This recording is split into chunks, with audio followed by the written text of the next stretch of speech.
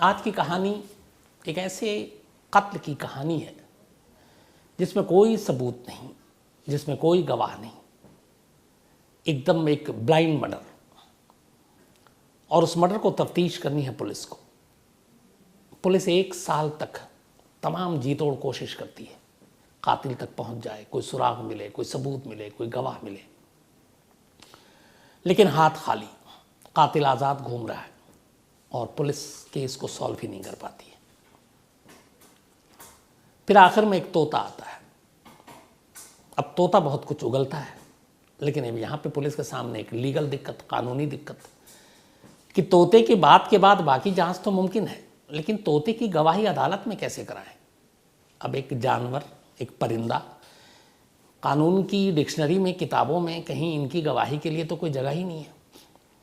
तो तोते की गवाही अदालत में मान्य ही नहीं है। तब तोते को कैसे, और तोता बोलेगा भी नहीं, इंसानी ज़ुबान कहाँ बोलता है। और जिस तरीके से अदालत में मिलॉर्ड सवाल पूछते हैं तो सवाल जवाब कहाँ से एक तोता करेगा। लेकिन फिर भी एक केस सॉल्व हुआ। अब कैसे, पूरी कहानी कहाँ की है। ये कहानी है अमेरिका के एक शहर मिशिगन की, और मिशिगन में ही एक जगह है सैंड लेक। इसी सैंड लेक इलाके में एक फैमिली रहती थी। ये फैमिली थी मार्टी एंड ग्लेना की। मार्टी और ग्लेना दोनों हस्बैंड वाइफ थे। हालांकि इन दोनों की ये दूसरी शादी थी। मार्टिन की भी पहली शादी हो चुकी थी वाइफ के साथ, उनकी वाइफ का नाम क्रिस्टीना था, डिवोर्स हो गया। ग्लेना की भी शादी हो चुकी थी, लेकिन उसका हस्बैंड से अपने डिवोर्स हो गया। बाद में मार्टी और ग्लेना ने आपस में शादी कर ली। इन दोनों की पहली शादी से 2 बच्चे थे, और वो दोनों बच्चे इन दोनों के साथ रहते थे। मार्टी की भी ठीक ठाक माली हालत थी, ग्लेना भी जॉब करती थी, सब कुछ ठीक था। लेकिन फिर एक एक्सीडेंट में मार्टी को चोट आ जाती है, लग जाती है, और उसकी थोड़ी सी जो लाइफ है वो चेंज हो जाती है। बहुत ज़्यादा इधर उधर घूमना फिरना टहलना बंद हो जाता है। तो वो ज़्यादातर वक्त अपना शिकार में ही बिता देता है। इधर ग्लेना जो थी, उसको शुरू से ही जुए की लत थी। जब मार्टी ठीक ठाक था तब वो उसके साथ कैसीनो जाती, जुआ खेलती, मार्टी भी खेलता। लेकिन ग्लेना लती हो चुकी थी, आदी हो गई थी और पैसे हारती थी। धीरे धीरे वक्त बीता। चूँकि मार्टी अब फुल फ्लेज इतना कमाई नहीं हो रही थी उससे, क्योंकि वो शारीरिक रूप से कमज़ोर हो गया था। लेकिन ग्लेना जो कमाती, उसमें से ज़्यादातर पैसे वो जुए में हार जाती।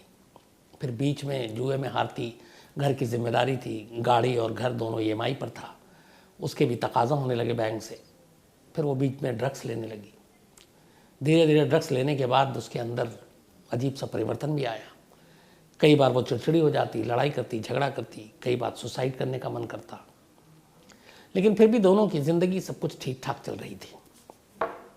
एक बार तो नौबत यह आया कि बैंक वालों ने कहा कि गाड़ी और घर दोनों जब्त कर लेंगे, क्योंकि वक्त पे EMI नहीं दिया।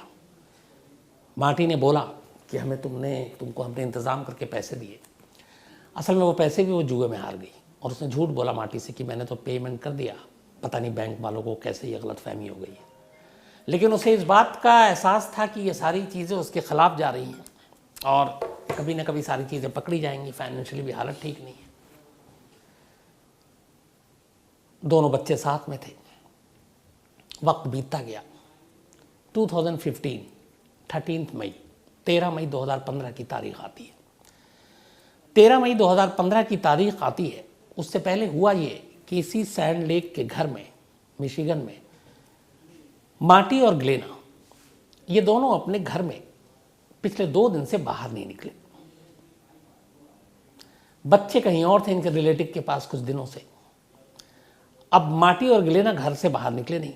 आमतौर पे जो रोज़मर्रा होता है, पड़ोसी होते हैं, वो जानते हैं कि कौन किस वक्त बाहर निकलता है, कौन काम पे जाता है, कौन क्या कुछ करता है, डेली रूटीन की चीज़ें। तो 2 दिन तक जब इनके घर के दरवाजे नहीं खुले, दोनों मियाँ बीवी बाहर नहीं आए, तो पड़ोसियों को थोड़ा सा कुछ डाउट हुआ। इसी के बाद एक पड़ोसी ने 13 मई को दरवाजे पे नॉक किया। अंदर से कोई आवाज़ नहीं आई। उसने बेल भी बजाई, नहीं आवाज़ आई। फिर उसने दरवाजे को पुश किया तो देखा कि दरवाज़ा खुला हुआ है।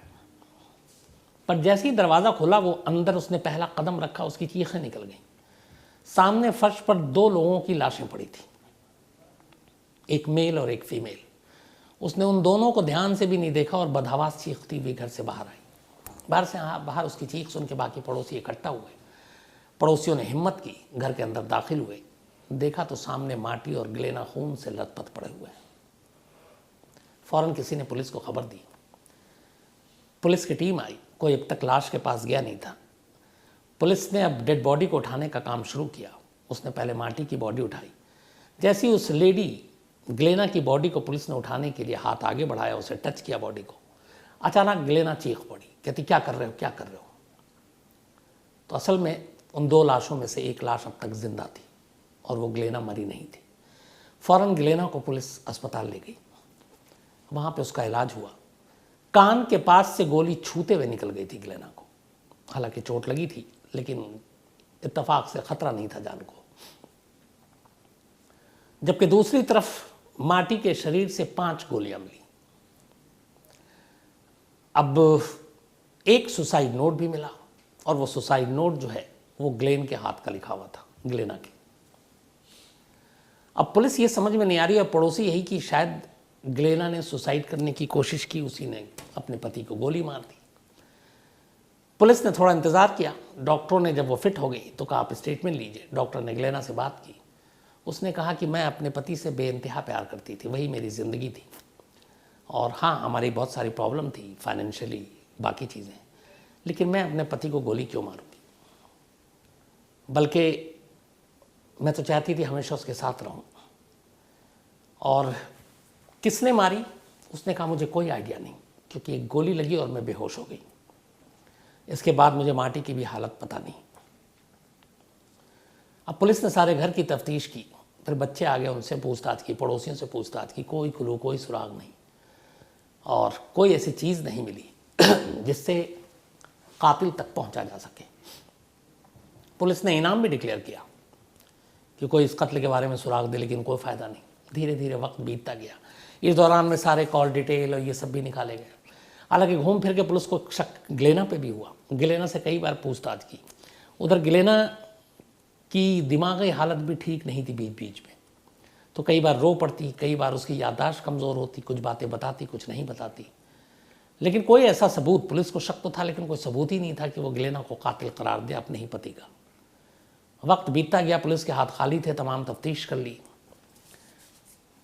13 मई 2015 को डेड बॉडी मिली थी और मई 2016 आ गया, मई 2016, 1 साल बीत गया। इस दौरान ये हुआ कि जब ये दोनों लहूलुहान मिले, उसके बाद माटी की मौत हो गई, ग्लेना हॉस्पिटल से घर आ गई।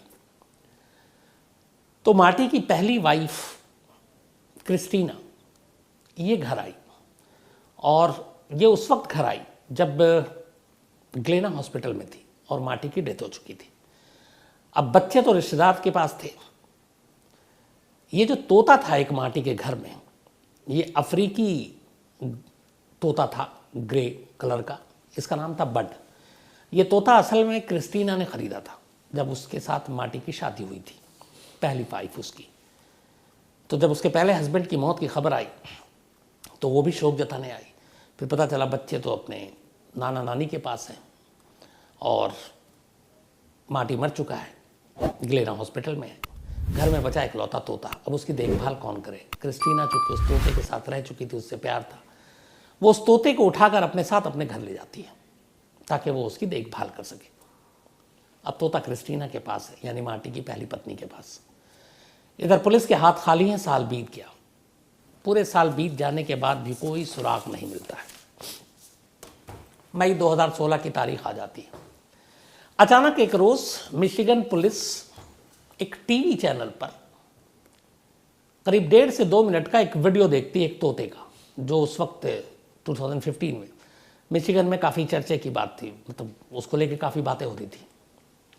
वो इसलिए कि वो जो तोता था वो इंसान की मिमिक्री करता था और आवाज़ निकालकर उसी तरीके से बात करता था। उन्हीं पुलिस वालों में से एक को पता चला कि ये जो तोता है इसका नाम बड है और ये क्रिस्टीना का तोता है, माटी जिसका कत्ल हुआ उसकी पहली वाइफ। अब पुलिस के कान खड़े हुए और वो तोता वायरल हो रहा था, और वो तोता 2 शब्द बोल रहा था जिसकी वजह से भी वो वायरल हो रहा था, और वो 2 शब्द के बड़े मतलब थे। पुलिस ने क्रिस्टीना को कांटेक्ट किया। क्रिस्टीना पुलिस के पास आई। उसने कहा कि ये जो तोता है, जो वीडियो है, ये क्या है, इसकी कहानी। तब क्रिस्टीना ने कहानी सुनाई। उसने कहा कि जब इस तोते की परवरिश करने के लिए, चूंकि मार्टी की डेथ हो चुकी थी, वो उसे अपने साथ लेकर आ गई। तो जब घर पे लाई तो उसने नोटिस किया कि ये तोता जो है, ये मार्टी की आवाज़ निकालता है और मार्टी की आवाज़ में बोल रहा है। तो उसने कहा क्या बोला? उसने कहा जब मैं इसको पहली बार घर लेकर आई थी और तब वो नया नया मार्टी की मौत हुई थी उस वक्त, तो ये कुछ 2 ही शब्द रट रहा था बार बार तोता, और एकदम मार्टी के स्टाइल में। तो उसने कहा वो कौन से शब्द थे? तो उसने कहा पहला था, ये बार बार तोता कह रहा था शट अप शट अप, और दूसरा था डोंट शूट डोंट शूट। तो उसने कहा बस ये 2 ही लाइनें जो हैं, ये मार्टी की आवाज़ में तोता बोल रहा लगातार, shut up and don't shoot. अब एक तोते के मुंह से ये 2 चीज़ें, इससे 2 मतलब। अब पुलिस वालों ने इस पर पूरा रिसर्च करना शुरू किया। तो शटअप का मतलब यहाँ पे पुलिस ने निकाला कि मार्टी उस वक्त गुस्से में था, और डोंट शूट का मतलब ये हो कि कोई ना कोई मार्टी को गोली मारना चाह रहा था और मार्टी उसे रोक रहा था। पुलिस ने कहा क्रिस्टीना से कि जब ये तोता बोल रहा था तो आपने पुलिस को क्यों नहीं कांटेक्ट किया? उसने कहा शुरू में उसे खुद समझ में नहीं आया कि ये क्या है। बाद में उसे लगा कि शायद ये मार्टी की आवाज़ है, और मार्टी ही नहीं, कुछ आखिरी वक्त में ऐसा बोला होगा। लेकिन अब एक तोते की गवाही कोई इंसान कैसे माने? तो मैं इसको लेके बड़ी कंफ्यूज थी। फिर मैंने इसका वीडियो बनाया, चूँकि तोता दिन भर ये बोलता रहता था, तो मैंने उसका वीडियो शूट किया करीब 1.5 मिनट का। और उस वीडियो को शूट करने के बाद मैंने रख लिया। मैं पुलिस के पास इसलिए नहीं गई कि पुलिस वाले भी हंसेंगे। और एक रोज़ कुछ दोस्तों से मैंने शेयर किया, तो उन्होंने कहा इसको किसी चैनल को दे दो। तो मैंने एक टीवी चैनल को दे दिया, और इत्तेफाक से उस टीवी चैनल ने इसको चला दिया, और उस टीवी चैनल के थ्रू पुलिस तक ये बात पहुंची। अब पुलिस के पास एक क्लू था। मार्टी की आवाज़ निकालने वाला तोता कह रहा है shut up and don't shoot. किसे वो शट अप कह रहा है और किसे वो डोंट शूट कह रहा है? पुलिस ने फिर से 1 साल पहले की सारी चीज़ें खंगालनी शुरू की। तो जो बातचीत थी उससे जो जितने भी एक्सपर्ट रिसर्च करके सब निकाला, उसमें ये था मतलब कि मार्टी जिससे भी कह रहा था वो उसका जानकार था कि डोंट शूट और शट अप वो उसका ख़ास था। तब उस घर में उस दिन जो पुलिस ने पड़ोसियों से सारे बयान लिए, तो कोई भी ऐसा नहीं मिला था विटनेस की जिसने किसी बाहरी शख्स को अंदर आते हुए देखा और या फिर बाहर जाते हुए देखा। तो पुलिस को लगा कि ये बात ग्लेना ही का कर सकती है, और शायद मार्टी ने ग्लेना को ही रोका कि डोंट शूट। अब सवाल यह है कि तोते की गवाही है, लेकिन कानून मानेगा नहीं, पुलिस करे तो क्या करे? पुलिस ने साल भर के बाद ग्लेना को दोबारा उठाया, तोते की बातें कराई, बताई, और इसके बाद थोड़ा सा अपने तरीके से शायद पूछताछ की। इस बार जब पूछताछ की तो लंबा वक्त इसमें भी लगा। ग्लेना लगातार इनकार करती रही, पुलिस को उलझाती रही। 2016 में तोते की कहानी सामने आई, और अब 2017 आ गया, 2017, यानी मार्टी के कत्ल को 2 साल हो चुके थे। लेकिन 2017 में आखिरकार पुलिस ने हर तरफ से जब सारे सबूत निकाले और कहा कि कोई और कातिल नहीं है सिवाय तुम्हारे, ग्लेना टूट गई। और फिर ग्लेना ने अपना इकबाल जुर्म किया। उसने कहा कि मुझे जुए की लत थी, ड्रग्स लेने लगी, जो कर्जा बढ़ रहा था EMI का, बैंक के घर और गाड़ी तक गिरवी हो गए थे। मुझे मार्टी ने कुछ पैसे दिए, वो भी मैं जुए में हार गई। मार्टी मुझे इस बारे में हमेशा टोकता था, तो हमारे बीच में ज़्यादा लड़ाई होने लगी। फिर मुझे लगा कि मैं सुसाइड कर लूँ, पर सुसाइड करने की मुझे हिम्मत नहीं हुई। तो मुझे लगा कि ये तो रोक टोक चलता रहेगा, मार्टी मुझे टोकता रहेगा। तो मुझे लगा कि इस झंझट से निकलने का एक ही तरीका कि मार्टी को ही रास्ते से हटा दूँ, और इसीलिए मैंने मार्टी को गोली मारी।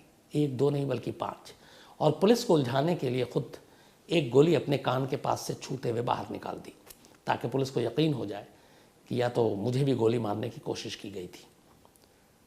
उसने इकबाल जुर्म किया। पुलिस ने फिर उसको मार्टी के कत्ल के इल्ज़ाम में गिरफ्तार कर लिया, और इस तरीके से ये केस सुलझा एक तोते की वजह से। लेकिन पुलिस के सामने ये था कि तोते की गवाही की वजह से बाकी चीज़ें तो मिली, लेकिन तोते की गवाही कोर्ट में मान्य नहीं थी। तो जो बाकी सपोर्टिव एविडेंस थे वो पुलिस को कलेक्ट करने थे। फिर ग्लेना के बयान के बाद वो पिस्टल भी पुलिस ने बरामद की जिससे ग्लेना ने कत्ल किया था। वो मोटिव भी सामने आया। फिर वो सारे फिंगरप्रिंट्स भी मिले। सारी चीज़ें काफ़ी थी ग्लेना को कातिल करार देने की, लेकिन इस केस की जड़ में, इस केस को खोलने की बुनियाद में जो सबसे ऊपर रहा वो था बड, अफ्रीकी ब्रांड का वो तोता, ग्रे कलर का, जो माटी का तोता था। और ग्लेना जो है जब कत्ल हुआ तब ये चीज़ गलती कर बैठी थी। जिस रूम में कत्ल हो रहा था ये तोता उसी रूम में पिंजरे में था और वो सब कुछ अपनी आंखों से देख रहा था और अपने कानों से सुन रहा था। तो जब गोली चली, जब पहले पिस्टल निकाली, तब माटी को लगा था कि ये ऐसे ही मजाक कर रही है, लेकिन फिर उसने गुस्से में डांटा था शट अप। लेकिन जब उसने फिर कहा कि अब मैं तुम्हें मारने जा रही हूँ, तब उसने कहा था डोंट शूट कई बार। और तोते ने ये सारी चीज़ें सुनी और देखी भी। कत्ल होने के बाद जब तोता वहाँ से निकला तो तोते ने उसी माटी के आवाज़ में लगातार ये दो ही चीज़ें कहीं जो उसने आखिरी वक्त में देखा था। अपने मालिक के कत्ल का वो चश्मदीद था और ये दो शब्द जो माटी की ज़ुबान से निकले वो उसने पकड़ लिए और वो उन्हें रटता रहा। तब तक रटता रहा जब तक क्रिस्टीना उसकी इस बात को समझ नहीं गई कि ये कुछ कह रहा है। और इस तरह से एक तोते ने अपने मालिक के कत्ल का राज उगल दिया और कातिल तक पुलिस को पहुंचा दिया। तो ये थी कहानी, एक तोते की कोशिश, एक तोते की वजह से एक इंसान का पकड़ा जाना। कैसी लगी कहानी? आप ज़रूर अपनी राय दीजिए।